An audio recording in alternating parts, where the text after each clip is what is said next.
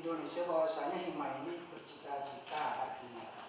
Jadi secara garis umum saya persingkat bahwasanya hima DKI Jakarta agen objek berperan dalam fungsi hima sebagai objek dalam masyarakat.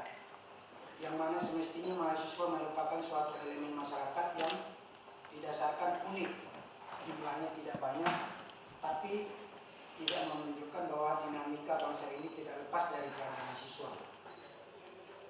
Yang kedua, Hima DKI terus menyuarakan hal-hal yang membantu masyarakat dalam mewujudkan ketentuan dan peraturan yang adil dari berpihak pada rakyat, banyak sekaligus mengkritisi peraturan yang tidak adil dan tidak berpihak pada masyarakat. Dan garis besarnya pada pertemuan ini komitmen Hima DKI terhadap Pemprov DKI untuk membangun sinergitas komunikasi antar dengan Pemprov guna untuk mencapai informasi-informasi publik kepada masyarakat. Yang kedua, Hima DKI siap bersinergi dalam meningkatkan realisasi rencana program daya pembangunan DKI Jakarta. Yang seterusnya, menjadikan Jakarta kota yang aman, sehat, cerdas, berbudaya dengan memperkuat nilai keluarga dan memberikan ruang kreativitas melalui kepemimpinan yang melibatkan penggerakan dan mahasiswa dan pemuda. Jadi saya cerita sedikit Bang, waktu tanggal Senin, tanggal 6 April ya kan, 2020, Bang Rija resmi dipublikasi sebagai wakil gubernur. Dan Hima DKI Jakarta bagian dari penyampaian di media, mengucapkan selamat begitu. Itu artinya bagian dari komitmen kami selaku mahasiswa untuk DKI Jakarta. Saya pikir saya ke pengantar dari saya pimpinan Ketua Umum Hima DKI Jakarta itu saja Pak. Mungkin ada teman-teman yang melanjutkan. Separto perkenalan. Bismillahirrahmanirrahim. Assalamualaikum warahmatullahi wabarakatuh. Saya Muhammad Suparjo SM selaku Sekretaris Umum Hima DKI Jakarta. Jadi di sini kami ingin menyampaikan bahwa komitmen kami sebagai agen objek mahasiswa yang kebetulan ada di daerah Jakarta, jadi ingin membantu dan mendorong, mensupport terus apa yang jadi program di DKI Jakarta ini. Dan kami juga tidak luput untuk selalu mengomentari atau bisa jadi kita tidak setuju dengan keputusan-keputusan yang memang itu tidak pro kepada rakyat gitu. Jadi kami akan selalu dukung terus program DKI, program Pemprov DKI ini selama itu pro terhadap rakyat dan melibatkan semuanya gitu, tidak mengambil keputusan secara sendiri-sendiri. Sekali lagi kami ucapkan terima kasih untuk bersedia menerima kami di ruangan ini. Terima kasih. Ini itu saja. Assalamualaikum warahmatullahi wabarakatuh. Saya selaku DPO modernisasi.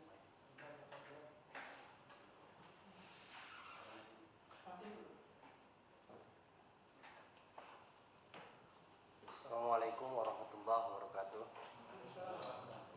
Auzubillahi minasyaitonirrajim. Bismillahirrahmanirrahim. Ya ayyuhallazina amanu hal adullukum ala tijaratin tunjikum min azabin alim. Tu'minuna billahi wa rasulih wa tuzahiduna fi sabilillah bi amwalikum wa anfusikum jalikum khairul lakum in kuntum ta'lamun. Terima kasih kepada Bapak Wakil Gubernur DKI Jakarta yang telah sudi menerima audiensi kami dari pimpinan wilayah Himpunan Mahasiswa Al-Wasliyah DKI Jakarta. Perlu saya tambah sedikit, saya sebagai Dewan Pertimbangan Organisasi hari ini cukup bahagia untuk pertama kalinya saya ketemu dengan Bapak Wakil Gubernur selama saya berada di DKI Jakarta. Kebetulan Pak Wagub, kita ini anak perantau semua. Dan perlu saya sampaikan bahwa Al-Wasliyah ini besarnya di Sumatera Utara. lahirnya di Sumatera Utara dan berkembang juga di Sumatera Utara. Kebetulan memang DKI Jakarta sebagai ibu kota, maka kita sudah mengembangkan sayap di beberapa daerah dan salah satunya kita pimpinan wilayah. Makanya kita rata-rata yang hadir ini semua dari Sumut, Bang. Cuma tidak terlepas pengurus kita tersebar juga di beberapa wilayah Jakarta. Karena HIMA ini himpunan mahasiswa Al-Wasliyah, jadi beranggotakan mahasiswa. Jadi di setiap kampus-kampus kita upayakan membentuk pimpinan komisariat namanya, Bang.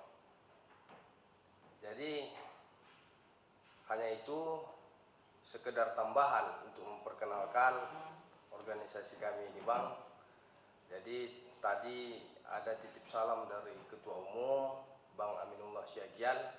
Kebetulan beliau tahu juga profil Abang dari Menwa. Beliau juga mantan komandan Menwa di IAIN Sumatera Utara. Maka saya sampaikan titip salam dari Bang Aminullah Syagian. Sekian, billahi taufiq wal hidayah. Nasrun minallahi wa fathun qarib wa basyiril mu'minin. Assalamualaikum warahmatullahi wabarakatuh. Ya, terima kasih ya teman-teman, sahabat, adik-adik semua dari DPW HIMA, Himpunan Mahasiswa Al-Wasliyah DKI Jakarta. Saya hubungan baik ya sama HIMA, apakah dengan Ketua Umum Aminullah Syagian, apakah dengan keluarga besar Al-Wasliyah lainnya. Semuanya ya, dari zaman Pak siapa dulu saya KNP Pak Ripai dan semuanya tingkat DPP dan semua OKP lainnya di keluarga besar Al-Wasliyah. Saya memahami, mengerti organisasi yang besar memang tumbuh di Sumatera Utara ya, pusatnya, dan terus berkembang ke seluruh Indonesia. Pesan saya singkat saja, harapan saya Al-Wasliyah tetap hadir, eksis ya, di berbagai kegiatan, tidak hanya di Sumatera Utara tapi di seluruh wilayah Nusantara ya. HIMA sebagai mahasiswa punya tugas dan tanggung jawab, diantaranya sebagai agent of change, agen perubahan. Mahasiswa itu punya kelebihan. Apa sih kelebihan mahasiswa? Satu, dari segi umur dia sehat, dinamis, dia produktif. Dia dari segi pemikiran dia punya idealisme yang tinggi. Ya, mahasiswa dia punya intelektual. Ya. Mahasiswa itu jenjang pendidikan yang tertinggi, itu SD, SMP, SMA, mahasiswa. Mahasiswa itu juga punya keberanian. Mahasiswa itu punya kelebihan banyak sekali. Dan mahasiswa itu di lingkungan yang akademis, bukan di lingkungan komersil, di lingkungan pendidikan. Berarti di lingkungan pendidikan itu berarti ada pengetahuan di situ, ada etika di situ, ada wawasan di situ dan sebagainya. Dan mahasiswa itu juga kelebihannya tersebar di seluruh pelosok negeri. Dan mahasiswa itu berinteraksi dengan masyarakat. Jadi sesungguhnya adik-adik, teman-teman ya, mahasiswa itu satu komponen bangsa yang luar biasa. Nah, pesan saya adik-adik sebagai mahasiswa, tugas pertama tetap satu, sesuai dengan Tridharma perguruan tinggi. Nah, tugas saya belajar. Tugas utamanya tetap belajar itu. Jadi tugas utamanya belajar. Artinya apa? Artinya selama jadi mahasiswa, belajar yang baik, gali potensi diri untuk dapat pengetahuan yang sebaik mungkin, setinggi mungkin, supaya dapat pengetahuan, wawasan, ilmu, dan intelektual. Itu tugas mahasiswa yang utama. Baru yang tugas kedua. Tugas kedua, mahasiswa itu harus punya kepedulian sosial. Nah, itu tugas mahasiswa yang kedua. dia harus apa? Dia harus aware, harus peduli, harus peka dengan lingkungan sekitar, terutama di lingkungan kampus, di lingkungan kos, di lingkungan kita tinggal. Itu mahasiswa tuh harus aware, dia harus peduli, harus perhatian, dia harus sensitif juga, dia harus peka gitu, melihat lingkungan. Ini penting nih, yang poin kedua ini tidak kalah penting sama tugas yang pertama tadi. Tugas yang pertama dan utama belajar, harus lulus dengan nilai terbaik, dengan predikat tertinggi, supaya ke depan kalian bisa menjadi pemimpin bangsa. Yang kedua tadi, tugasnya mahasiswa itu dia harus punya perhatian dan kepedulian pada lingkungan sekitar. Nah, ini pesan saya, adik-adik dimanapun berada, sahabat-sahabat ini harus bangun solidaritas sosial. Itu penting. Jadi harus lihat di lingkungan kita ini apa. Lingkungan kita ini umpamanya lingkungannya kotor, ya kita harus bergerak, berpikir gimana nih lingkungan kampus kita harus bersih, gimana lingkungan kita tinggal harus bersih, harus rapi, harus tertib. Itu wajib, itu nggak boleh kita tinggal diam. Kita harus menjadi bagian terdepan dalam memastikan lingkungan kita itu baik, bersih, baik, rapi. Jangan ada tawuran, apalagi narkoba, jangan ada narkoba. Dan termasuk hal-hal lain, jangan ada di lingkungan kita berdiri tempat-tempat yang tidak baik, tidak benar, gitu. Tidak pakai izin, boleh kritisi aja. Kalau ada bangunan nggak pakai izin ya lapor, gitu. Ada tempat-tempat yang tidak benar lapor, gitu. Nah, itu pakai cara jangan langsung dilabrak ya, tidak boleh kita menghakimi. Prinsipnya kita ini sebagai mahasiswa harus punya kepedulian sosial, termasuk melihat lingkungan kita yang susah. Di lingkungan kita, di kampus kita, di tempat kita kos, tempat kita tinggal itu pasti ada keluarga kita, lingkungan kita, tetangga kita yang hidupnya mungkin sulit. Nah, teman-teman harus berpikir keras bagaimana membantu. Jangan berpikir jauh, pikir DKI, pikiran nasional, tapi ternyata di lingkungan kita tinggal masih banyak orang yang hidupnya susah. Mungkin hari-hari, ya kan, jangankan cari pekerjaan, mungkin hari-hari buat makan juga masih ada yang susah. Nah, itu dipastikan. Nah, kalian melalui organisasi bikin berbagai kegiatan, buat berbagai kegiatan untuk memastikan lingkungan kita tinggal itu baik. Nggak boleh kita pikir jauh-jauh, tinggi-tinggi, hebat-hebat, mau jadi ini, mau jadi itu, tapi lingkungan terdekat kita tidak perhatikan. Nah, nggak boleh. Ya, kalau dalam agama itu nggak boleh kita makan, ada orang nggak makan itu nggak boleh. Nah, jadi itu yang kedua tadi. Saya harapkan kegiatan Hima ini berperan. Selain yang pertama tadi, yang kedua, membangun solidaritas sosial, membangun kebersamaan. Buatlah berbagai kegiatan. Lagi COVID ini apa? Bagi-bagi sembako, cari bantuan, nah, gitu. Bagi-bagi masker. Jadi harus kreatif. Bagi-bagi masker gimana caranya? Libatkan pengusaha-pengusaha untuk bekerja sama. Mereka membantu, umpamanya begini. Kalian umpamanya bikin desain masker, cari tahu bahannya, bikinnya berapa. Kalian cari UMKM, libatkan UMKM. UMKM itu yang bagian jahit-menjahit tuh. Nah, kalian sekarang tinggal cari duitnya, bikin proposal, datengin perusahaan, Pak, Bapak mau bantu nggak bagikan masker? Nah, caranya maskernya nanti yang buat Pak UMKM. Dengan dibuat oleh UMKM, berarti kita telah memberikan kesempatan kerja buat UMKM untuk menjahit umpamanya. Jahit masker tuh murah, paling berapa? Mungkin 5 perak kali paling satu. Paling mahal 5.000. Umpamanya begitu. Pak, Bapak mau nyumbang berapa? 1.000 masker, 10.000 masker atau berapa? Ini biaya sekian. Nanti disalurkan ke sini. Jadi kalian bikin konsepnya, mungkin ada orang mau, Pak ini tujuannya apa? 2 apa tujuannya? Mungkin 3 tujuannya. Tujuannya membantu masyarakat supaya menggunakan masker, dibagikan masker secara gratis. Kedua, membuka lapangan pekerjaan. Itu juga bisa. Nah, ini contoh saja. Sama nanti sembako, bagi-bagi sembako. Gitu. Pak, kita punya punya konsep Pak, bagi-bagi sembako, bagikan apa, bagi beras Pak, bagi gula atau bagi apa gitu. Tapi bedanya Pak, kita belinya di warung-warung Pak, belinya di warung-warung, nggak beli di pabrik. Kenapa kita belinya di warung-warung Pak? Supaya warungnya hidup gitu. Kalau beli sembako seperti sekarang di pabrik, di gudang-gudang, warungnya tuh kasihan, warungnya sepi. Paham ya maksudnya? Nah, itu contoh ya. Silakan yang lain-lain, kreativitas Anda di masa Covid ini apa? Banyak itu, cuma bikin stiker juga bisa. Kalian bikin desain, bikin stiker supaya orang itu 3M. Apa 3M? Memakai masker, mencuci tangan dengan sabun, menjaga jarak gitu. Apa? Tulis di situ lambang kalian Hima. Ajak itu perusahaan, Pak, nanti lambang perusahaan Bapak di sini nih. Mau nyetak apa? Stiker 10.000, biaya segini, nanti kami yang bagikan. Tuh, mungkin mau perusahaan-perusahaan tuh.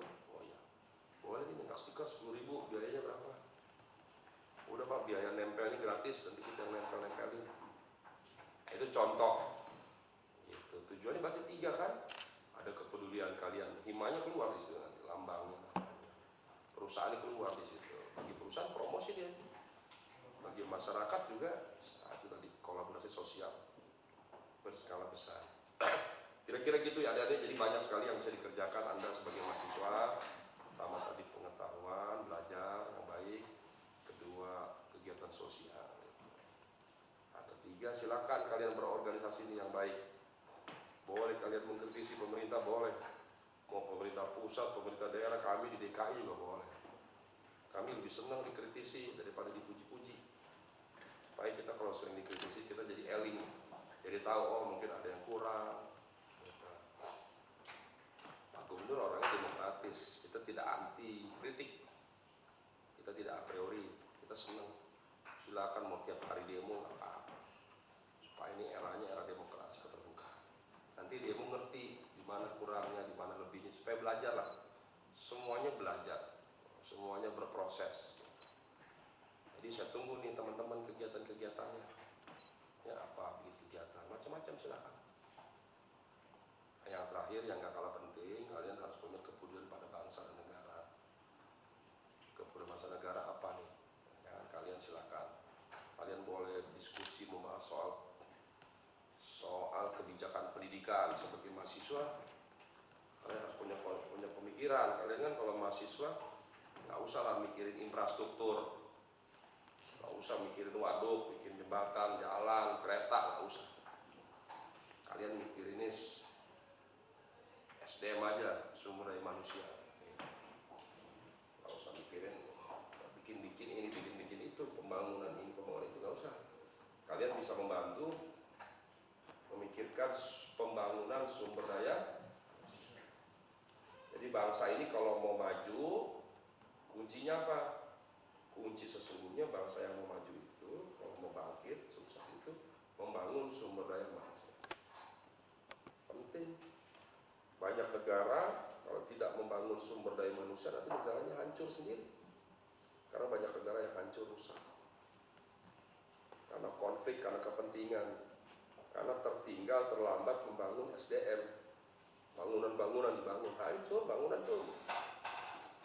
Hitungan menit aja ngancurin pakai bom dan sebagainya. Sebesar apapun, sekuat apapun, sekokoh apapun, selus apapun, sebentar aja. Nah, jadi penting membangun sumber daya manusia. Jadi harus seimbang. Jangan semua bangunan infrastruktur yang dipikirkan, tapi jauh lebih penting membangun sumber daya manusia. Bangun sumber daya manusia itu ada 4. 1, membangun akhlak yang mulia, membangun karakter. Itu penting. Ya sekolahnya sampai ke luar negeri, keliling dunia sekalipun, kalau akhlaknya nggak baik, ya rusak bangsa ini. Jadi membangun akhlak, membangun karakter. 2, membangun SDM itu membangun ya pendidikannya, pengetahuannya. 3, membangun keterampilannya, dasar keterampilan. 4, baru membangun kesehatannya. Ini 4. Manusia ini minimal harus punya 4. Harus berketuhanan yang Maha Esa ya. harus kepada Allah Subhanahu Wa Taala dia. Kuncinya akhlak nih, gitu ya. Ini kunci yang pertama. Kedua, pengetahuan tadi, sekolah yang tinggi, belajar yang baik yang benar. Ketiga, harus punya skill, harus punya keterampilan khusus. Selain pendidikan formal, harus ada keterampilan. Harus ada, nih penting. Kalau nggak punya keterampilan, kalian nggak bisa eksis. Kalau cuma kuliah S1 selesai, S2, S3 tanpa ada keterampilan, harus ada keterampilan khusus di luar pendidikan umum. Yang keempat tadi, harus membangun kesehatan. Harus sehat badannya, sehat jiwanya, gitu. Ya, harus sehat nih. Sehat nih nggak murah. Sekarang kita lihat nih, gara-gara COVID udah berapa yang meninggal. Jadi ternyata sehat itu penting. Kalian harus membiasakan tidur yang teratur, makan yang teratur, dan sebagainya. Banyak cara tuh ya, dilakukan supaya hidup sehat. Dulu saya punya ide apa ya? Dalam rangka sehat itu, ide itu supaya gimana nih? Orang Indonesia ini, orang Jakarta ini badannya kurus-kurus. Ngerti nggak maksudnya kurus-kurus? Yang gemuk kayak saya nih. Gitu. Kalau gemuk itu, tahu nggak kalau orang gemuk itu? Orang gemuk ini berpotensi sakit dia. Dia tuh apa, jantung ya? Jantung, gula, jantung, bahaya kalau orang gemuk itu. Jadi kalau kalian bikin gerakan gimana nih supaya warga Jakarta ini badannya langsing-langsing, sehat-sehat gitu. Nah, gemuk. Nah, jadi gemuk itu tadi supaya terhindar dari berbagai penyakit, supaya juga nggak jantung, nggak stroke dan lain-lain. Ada yang lain gemuk itu begini. Saya suka bilang, kita ini kalau gemuk berarti kan porsi makannya tambah. Makan itu kan ada porsinya. Kalau makan kita yang gemuk sama yang kurus itu kan beda. Gitu. Kalau dia satu cukup, mungkin kalau kita nggak cukup bisa dua. Kalau makan di Padang tuh nggak cukup tuh, satu tuh, dua minimal. Pokoknya tamu C, gitu, tamu C, ya kan gitu. Kalau kurus mungkin cukup satu dia. Nah, saya suka bercanda begini, kita ini kalau gemuk ini nggak adil. Pertama nggak adil, kenapa saya bilang nggak adil? Kita ini apalagi laki-laki jadi bapak, nanti kita penyakitan. Kalau penyakitan itu artinya apa? Ada kos yang keluar kan, ada biaya kan.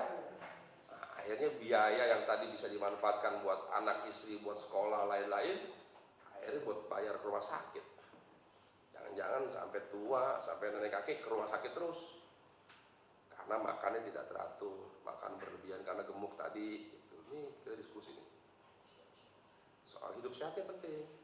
Jadi soal adil tadi nih, bicara gemuk, nggak adil.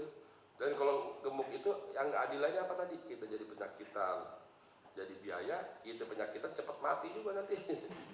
Jangan mati kesian, anak istri tinggalin, nggak diurusin. Gitu. Berikutnya nggak adilnya apa lagi? Makannya kita ngambil porsi anak-anak istri. Ini kalau di rumah kan kita jadi banyak makan itu. Itu ya tadi cukup berapa orang jadi berkurang karena kita makannya berlebih kan. Nah, itu tidak adil. Kedua, satu tadi jadi tidak sehat, ada biaya, makan jadi mati tinggal anak istri. Ketiga tadi ya porsi makan kosnya jadi bertambah. Itu saya bilang tidak adil. Nah, ini contoh yang sederhana gitu. Sama baju juga bertambah ukuran jadinya. Ganti lagi baju, ngukur lagi, bentar-bentar ngukur, biaya lagi kan. Ini sederhana adik-adik ya. Jadi kalian berpikir yang simpel, yang ringan, yang out of the box juga. Saya pernah berpikir, wah kita bikin gerakan. Nah, kalau gerakan hidup sehat udah biasa lah. Gerakan apa namanya, silakan aja yang unik-unik, gerakan badan sehat atau badan selangsing. Gitu. Nanti anggotanya syarat tuh, kalau beratnya tidak proporsional tidak boleh jadi anggota. Gitu. Kan ada aturan ya. Berapa? Umpamanya gitu. Ya memang orang gemuk itu ada turunan juga.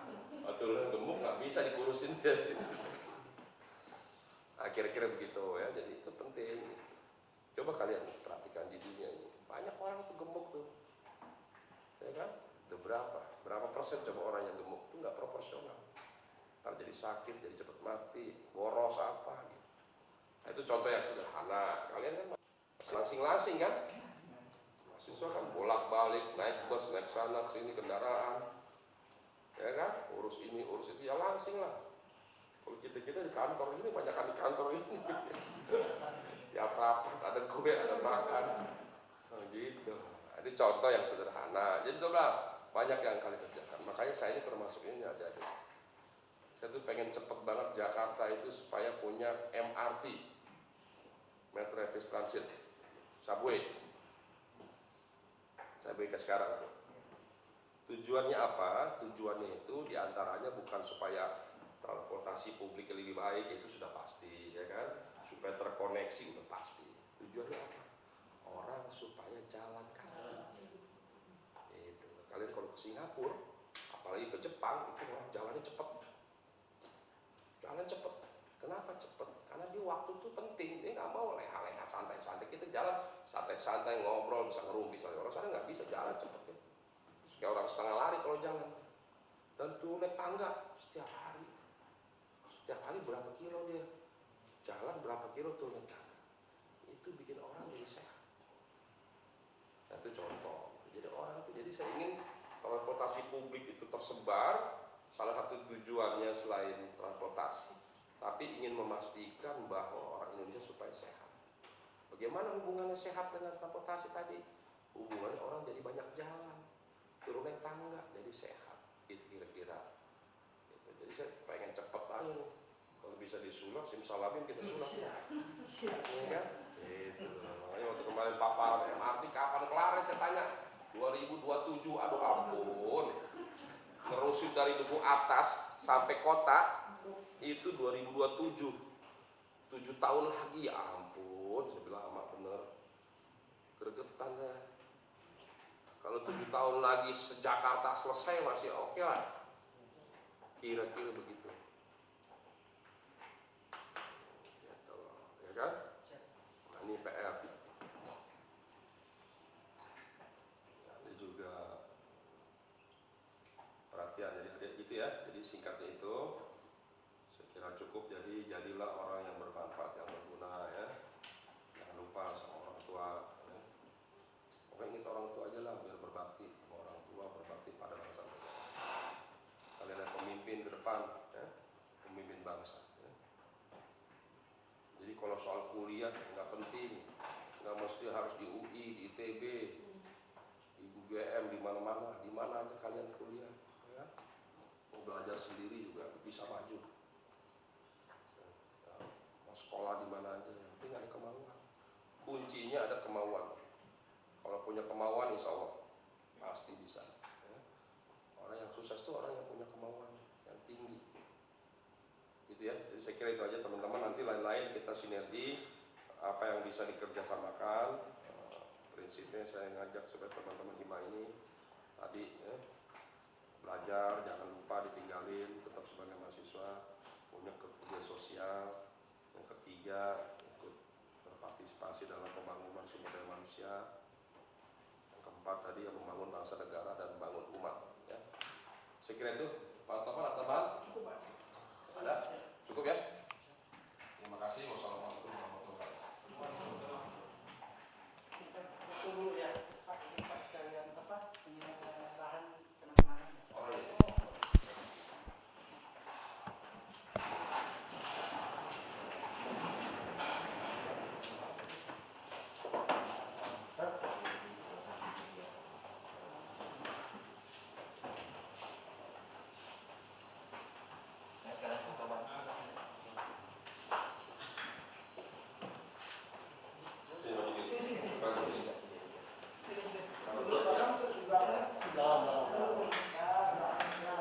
Ini satu nih, kelihatan sini. Ya, mundur sedikit.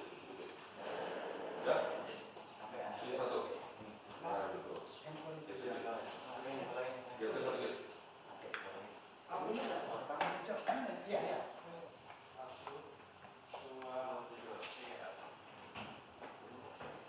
Ya, siap. Baik semuanya. Salam corona. Pemprov DKI Jakarta mewajibkan masyarakat untuk menggunakan masker agar mencegah penularan COVID-19.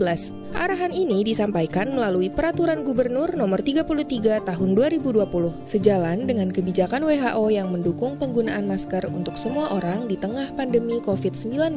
Penggunaan masker dapat mencegah penularan COVID-19 karena di luar rumah banyak sekali ancaman penularan virus yang disebarkan melalui droplet. Saat ini, siapa saja dapat menjadi carrier atau penyebar virus termasuk diri kita sendiri. Oleh karena itu, kita diwajibkan untuk selalu menggunakan masker ketika harus keluar rumah karena keperluan mendesak. Masker yang disarankan bagi orang dengan kondisi sehat adalah masker berbahan kain. Sementara masker bedah dan masker N95 diprioritaskan bagi petugas medis yang menangani pasien COVID-19. Pada masker kain, sebaiknya memiliki minimal 3 lapisan untuk menyaring udara dan menghindari droplet orang lain. Masker jenis ini bisa kamu buat sendiri dengan menggunakan bahan yang ada di sekitarmu. Yuk, gunakan masker untuk melindungi diri sendiri dan orang yang kita sayang dari penyebaran COVID-19.